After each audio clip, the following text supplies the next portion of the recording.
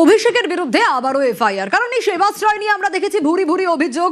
এই সেবাশ্রয় নিয়ে একাধিক এফআইআর হয়েছে, অভিষেক বন্দ্যোপাধ্যায়ের নাম সেখানে শুরুতে দেখা গেছে, কিন্তু এবার আরো ভয়ঙ্কর একটা অভিযোগ। ভাবুন, সেবাশ্রয় ভুল চিকিৎসা হয়েছে আর তাতে পা বাদ চলে গেছে।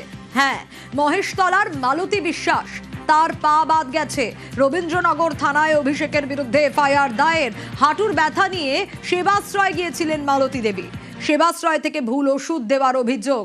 তৃণমূলের মডেল স্বাস্থ্য ক্যাম্পেও ভুল চিকিৎসা। শেষমেশ মালতীর ডান পা কেটে বাদ দিতে হয়। অভিষেক সহ 11 জনের বিরুদ্ধে এফআইআর দায়ের।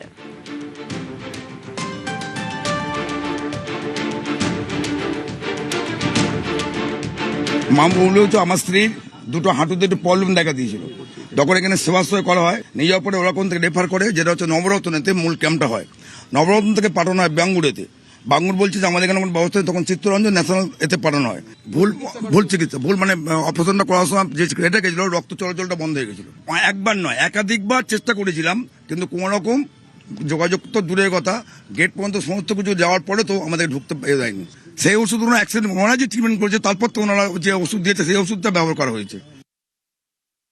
এই এলাকার স্থানীয় বাসিন্দারা জানে যে মা হেঁটে বেড়াতো, বাট পা যন্ত্রণা ছিল, কিন্তু তাদের আজকে ডাক্তারদের ভুল ওষুধ, ভুল ট্রিটমেন্টের জন্য সারা জীবনের জন্য মা পঙ্গু হয়ে গেল। থাই থেকে সম্পূর্ণ পরিমাণে পা কেটে বাদ গেছে। সেবাশ্রয় প্রথম আলোকসংঘ ক্লাবেতে সেইখান থেকে ভুল ট্রিটমেন্ট করে, ভুল ওষুধ দেয়। সেখান থেকে মডেল ক্যাম্পে যায়, তারাও ভুল ট্রিটমেন্ট করে। যেসব ডক্টররা এসেছিলেন তাদের ডাক্তারদের কোনো রেজিস্ট্রেশন নেই, তাদের ডক্টরদের কোনো সাইন অথরিটি নেই, তাদের কোনো প্রেসক্রিপশনের ডেট নেই, কিন্তু সেখানে সব ভুয়ো ডাক্তার এসেছিল। তার ফলে মায়ের ভুল ট্রিটমেন্টের জন্য মায়ের ব্যথা যন্ত্রণা আরো বেড়ে যায় এবং অপারেশন থিয়েটারেই দুর্ঘটনা ঘটে। একবার সেবাশ্রয় ভুল চিকিৎসায় পা বাদ। মালতী বিশ্বাসের পরিবারকে স্বাস্থ্য ভবনে ডাকা হলো। আগামীকাল স্বাস্থ্য ভবনে ডাকলেন স্বাস্থ্যমন্ত্রী। প্রেসক্রিপশন সহ নথি নিয়ে যাবেন মালতীর ছেলে। স্বাস্থ্যমন্ত্রী শারদ দত্ত মুখোপাধ্যায় কথা বলবেন, খতিয়ে দেখে পদক্ষেপ করবে স্বাস্থ্য দপ্তর।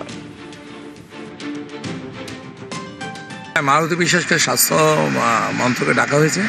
আমাদের মাননীয় স্বাস্থ্যমন্ত্রী উনি নিজে ডেকেছেন, নিজে ওনার সঙ্গে কথা বলেছেন।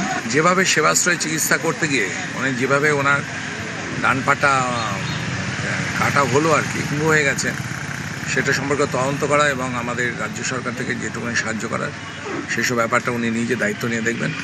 ইতিমধ্যে এফআইআর স্টার্ট হয়ে গেছে রবীন্দ্রনগর থানায় অভিযুক্ত ব্যক্তিদের বিরুদ্ধে, এবং আমাদের মাননীয় রাজ্য সরকার তিনি সিএম আছেন এবং মাননীয় স্বাস্থ্যমন্ত্রী বলে দিয়েছেন যে সেবাশ্রয় নিয়ে যে সমস্ত দুর্নীতি করেছে অভিষেক ব্যানার্জি এবং তার সহযোগীরা সাগরেতরা, তো সে বিষয়ে যতদূর যাওয়া হবে, অভিষেক ব্যানার্জি অবশ্যই জেলে যাওয়ার পথ নিশ্চিত করার জন্য সেবাশ্রয় যথেষ্ট।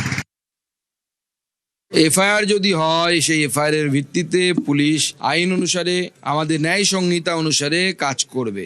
আর অভিষেক বন্দ্যোপাধ্যায় আজ না হয় কাল জেলের ভেতরে যাবেনি, কেউ বাঁচাতে পারবে না। এত কাণ্ড করে রেখেছেন, শুধু এই দুরাশ্রয় সেবাশ্রয় নয়, আরো অনেক কাণ্ডকীর্তি করে রেখেছেন, যে কাণ্ডকীর্তির জন্য উনি এমনিই জেলে যাবেন। সেটা তো বিদেশে পালানোর চেষ্টা করছেন। মানে লতা মঙ্গেশকর বেঁচে থাকলেও তাকেও গান গাওয়ানোর জন্য এতটা রিকোয়েস্ট করতে হতো না, যতটা অভিষেক বন্দ্যোপাধ্যায়কে গলার ভয়েস দেওয়ার জন্য রিকোয়েস্ট করতে হচ্ছে। তো বড় মাছ তো একবারে ছিপে ওঠে না, একটু ঘুরিয়ে ফিরিয়ে তারপরে তুলতে হয়।